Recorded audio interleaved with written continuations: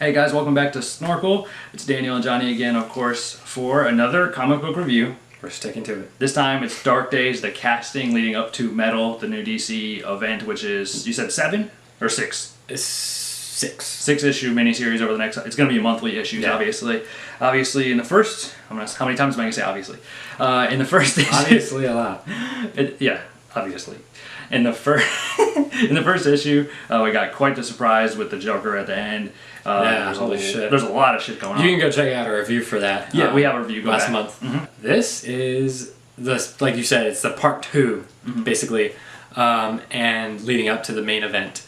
And how would you compare this to the first one?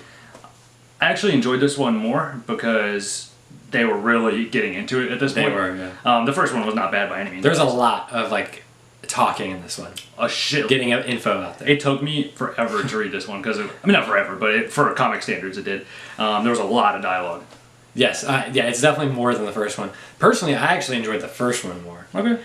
Even though I think that they're about the same in quality.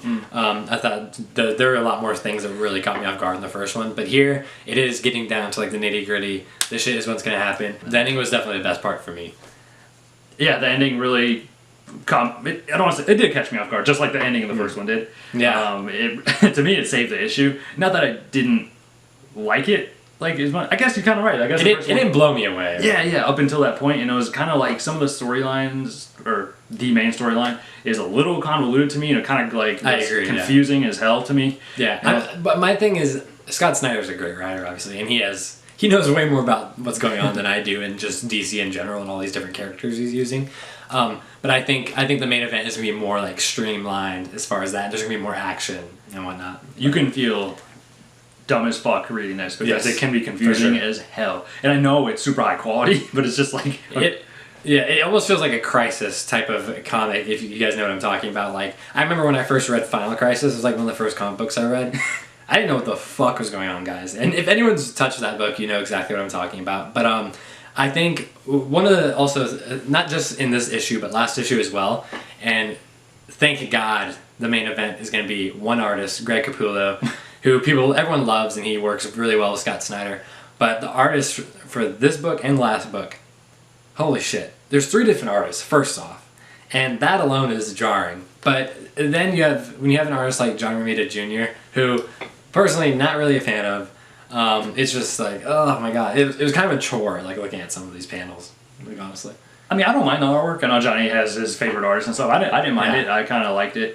Jim Lee is the best to me in this. This was very Batman heavy, obviously.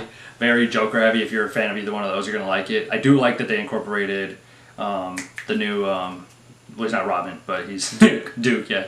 Who doesn't have a name yet, still, I guess.